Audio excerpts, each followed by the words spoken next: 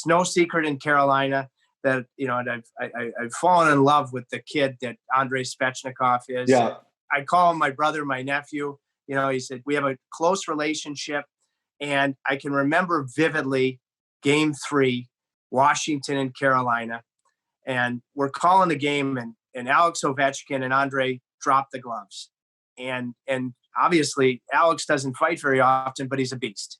Yeah. And, he obviously beats Andrei decisively, and when Andrei went down, I was so emotional about it as a Carolina guy and loving Andrei Svechnikov.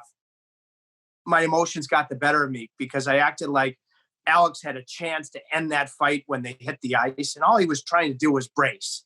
Mm-hmm. And that's an example where, I don't mind the emotion that I was standing up for Andrei Svechnikov, but I still say that Alex Ovechkin claims that Andrei said that he asked him to go. And that's not the way that as Andrei said, what am I, a superhero? I didn't ask him to go, but I let the emotions get the better of me, thinking that Alex extended that fight when Andrei's head hit the ice. That was where the emotions, being a Hurricanes guy, got the better of me.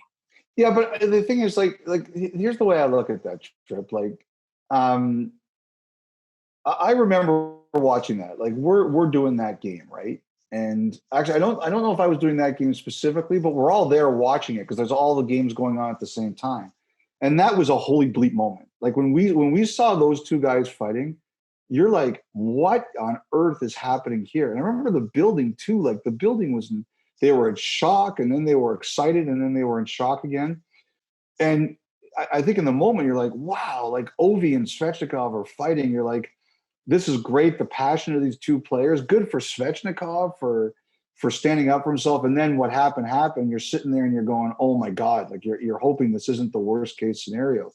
So like the thing is, like I can't fault anybody for their brain being scrambled in that moment. And also, like you said, like you have a personal relationship with the guy. You're invested.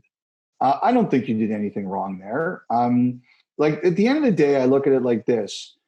In that moment, are you acting honestly? Are you acting without malice?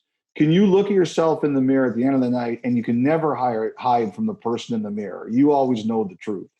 Are you acting from a place of honesty? And, are you acting from a place of honesty? Were you truthful and honest? And you were. You weren't being malicious to Ovechkin. You were standing up for a guy a kid a kid you spend every day with, a kid you've got a good relationship with. Yeah, like you've got a clean soul on that one, Tripp. No big deal at all.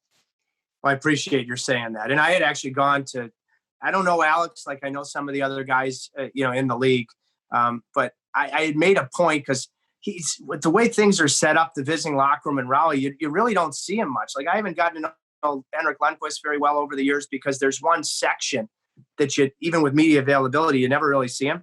And I had made a point to grab Alex at one point earlier last season to tell him that his cup lift was one of the greatest cup lifts I've ever seen. And I mean, it was extraordinary. It is truly, Rod Brindamore's is my favorite. Here being a Detroit guy, Steve Yzerman's, his first one in 97 with Alex Ovechkin's is right there. And I have an attachment with Andrei. As it turns out, I think that fight turned the series in Carolina's favor, but it's what makes the game great. And Ovechkin, he had no malice to the kid. No. He was as horrified as anybody else was by what happened. Yep. Unfortunately, it's just one of those situations where it was a bad outcome, but there were no villains, none at all.